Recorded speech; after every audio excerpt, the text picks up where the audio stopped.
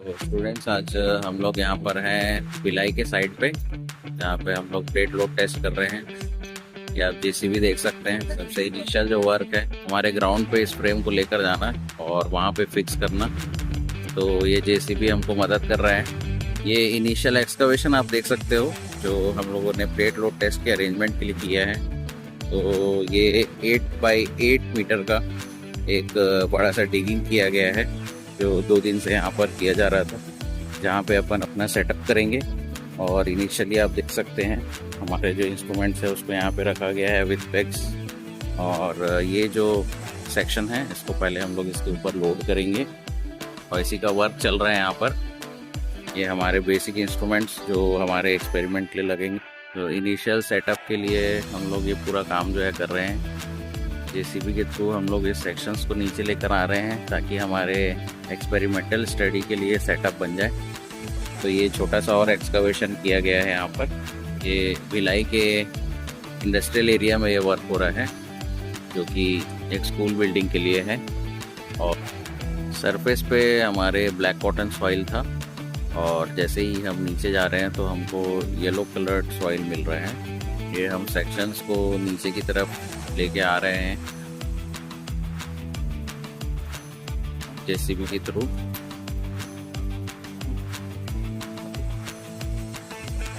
तो आप देख सकते हो एक्सकवेशन के बाद जो स्टोर्ड सॉइल है उसको यहाँ पे हिप के फॉर्म में रखा गया है। और ये आप देख सकते हैं वर्कर सब मिलकर जो सेक्शन है हमारा प्लेट लोड टेस्ट का उसको फैब्रिकेट कर रहे हैं। इनिशियली बहुत मेहनत लगा इसे नीचे ले जाने के लिए। जेसीबी के थ्रू इसको हमारे ग्राउंड तक लेके गया और उसके बाद जो है ये सेक्शन को अपन नीचे ले जाके उसको फैब्रिकेट कर रहे हैं ताकि वो नीचे वाला जो मेन होल है वहाँ तक इसको ले जाके अपन बाकी जो सेटअप है उसको करके टेस्ट को आगे बढ़ा सकें।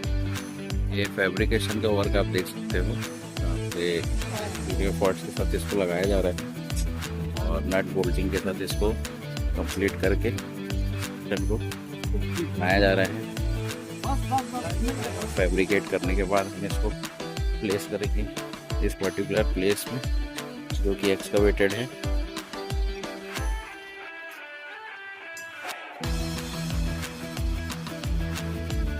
सेंटरिंग का काम हो रहा है जहाँ पे अपन सेक्शन को एग्जैक्टली हमारे जो टिग है उसके सेंटर पे लाने की कोशिश कर रहे हैं with the help of JCB.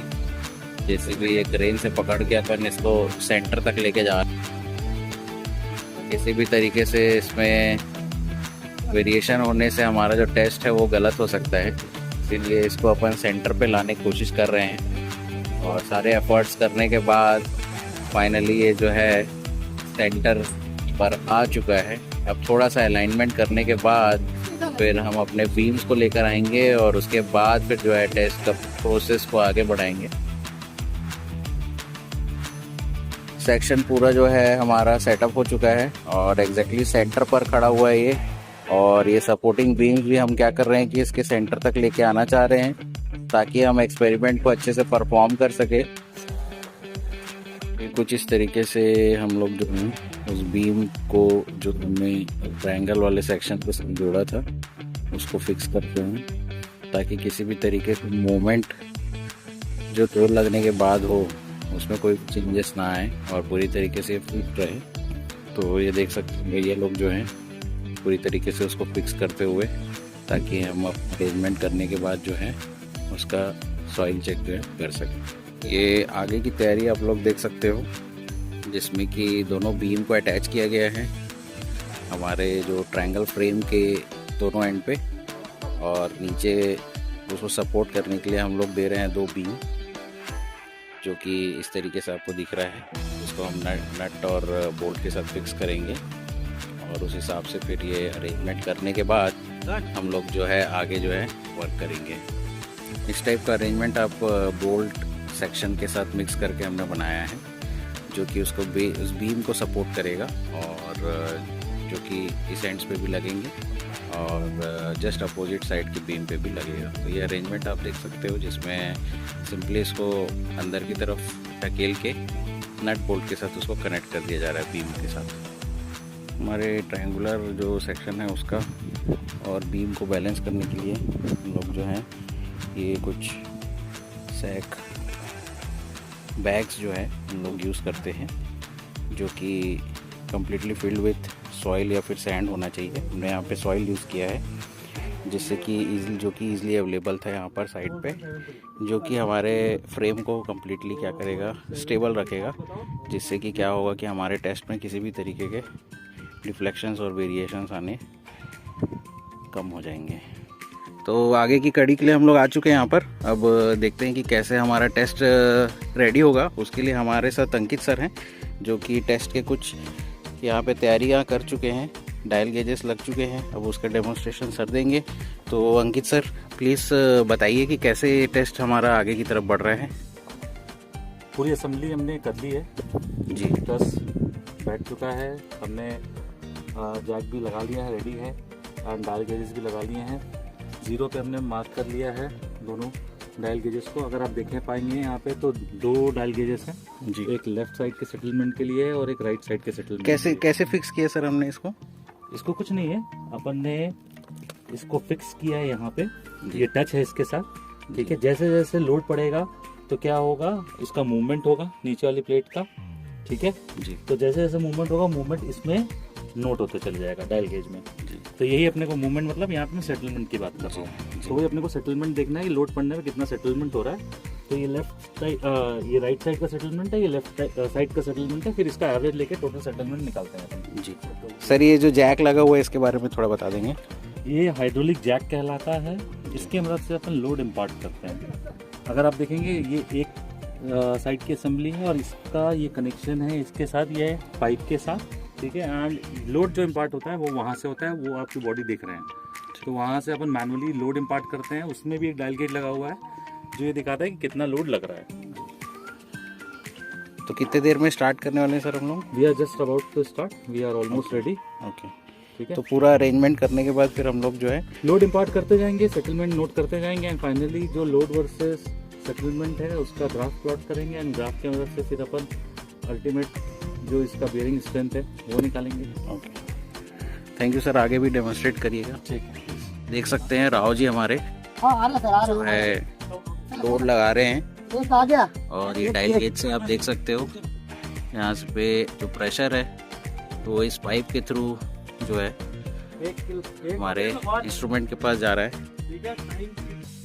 तो क्लॉक की स्टडी कर रहे हैं हम लोग, और 2 मिनट के बाद जो है वेरिएशन देखेंगे हम लोग डायल गेजेस में। तो ये 6 मिनट्स हो गए सर। 0.6। अब इसका भी तरीका क्या है, देखिए ये स्टेबल है, 0.8 है ये, है ना, और मेरा मतलब मेरा राइट है, ये भी स्टेबल है। तो अगर कंटिन्यूस 3 से 4 बार स्टेबल आ जाए तो फिर लोड देते हैं अगला। ठीक है, ओके। तो हमने प्रेशर को फिर से बढ़ा दिया, जैसे ही कि लोड कांस्टेंट आए तो हमने लोड को फिर से बढ़ा दिया है, और फिर जो है रीडिंग्स को हम लोग देख रहे हैं, और उस हिसाब से फिर यहाँ चेंजेस को फिर हम लोग स्टडी कर रहे हैं। हमारे साथ प्रखर निगम सर हैं यहाँ पर, देख सकते हैं, और साथ में सिन्हा जी हैं हमारे, जो इस टेस्ट को बहुत ही पास और नज़दीक से देख रहे हैं, और सारे रीडिंग्स जो है वो भी लिया जा रहा है समय समय पर, ताकि किसी भी तरीके के वेरिएशन को हम नोट कर सके और उसके हिसाब से प्रेशर की स्टडी कर सके, और जो वेरिएशन हो रहा है सॉइल में उसकी भी स्टडी कर सके। तो सारा जो रीडिंग है वो डायल गेजेस से ले रहे हैं। सकते हैं इस तरीके से लोड हम थोड़े थोड़े समय के बाद बढ़ाते जाते हैं। जैसे ही सॉइल फेल होने लगता है या रीडिंग्स रिवर्स में आने लगती हैं, तो हम क्या करते हैं कि एक्स्ट्रा प्रेशर देके अगली लोड की तरफ जाते हैं, सॉइल स्टेबिलिटी चेक करके। तो यहाँ पे आप देख सकते हैं, तो ये प्रोसेस धीरे धीरे टाइम के साथ हर 2 मिनट के बाद ये रीडिंग लिया जाता है, और धीरे धीरे हम एक्सपेरिमेंट के रीडिंग्स को भी नोट करते जाते हैं, जैसे कि आप वीडियो में देख सकते हैं। इस तरीके से हमारा ये टेस्ट जो है आगे। तो हम अब जेसीबी वाले भैया से मिलेंगे और वर्क का थोड़ा डिटेल लेंगे। नमस्ते भैया। हाँ, कैसा रहा आपका एक्सपीरियंस? कब से कर रहे हैं ये काम आप? 2 दिन हो गया। यहाँ इस साइट में कब से काम चल रहा है भैया? शनिवार। 2-3 दिन हो गए। अच्छा अच्छा। तो क्या क्या दिक्कत आता है शुरू में अपने को जेसीबी के? तो अलग अलग जैसे मिट्टी अपने को मिलता है, हाँ। तो उसमें अलग अलग तरीके से आप खुदाई करते हाँ, होगे, है ना? तो यहाँ पे इस पर्टिकुलर साइट में जो आपको देखने मिला, हाँ। उसमें क्या गिट्टी पत्थर कैसा, मतलब खुदाई करने में कितना समय लगा आपको? समय लग गया इसको खुदाई करने में टोटल 16 घंटा। 16 घंटा। ये 8 बाय 8 का एक खुदाई है ना? हाँ। और नीचे का जो भी है, नीचे के लिए आप जेसीबी के नीचे को लेके गए थे? हाँ, लेके गए तो डेम बना के। अच्छा अच्छा। तो मेहनत का काम के साथ साथ थोड़ा एक्सपीरियंस भी चाहिए अपने को, है ना? और मशीन कब से चला रहे हैं भैया आप? मैं मशीन हो गया बोलने 7 साल। अच्छा, ठीक ठाक अपने को कमाई हो जाता है इससे ना? हाँ। अच्छा, चलो बढ़िया। तो चलिए, बहुत अच्छा एक्सपीरियंस है। आगे लिए आप लोग देखते रहिए हम लोग का चैनल।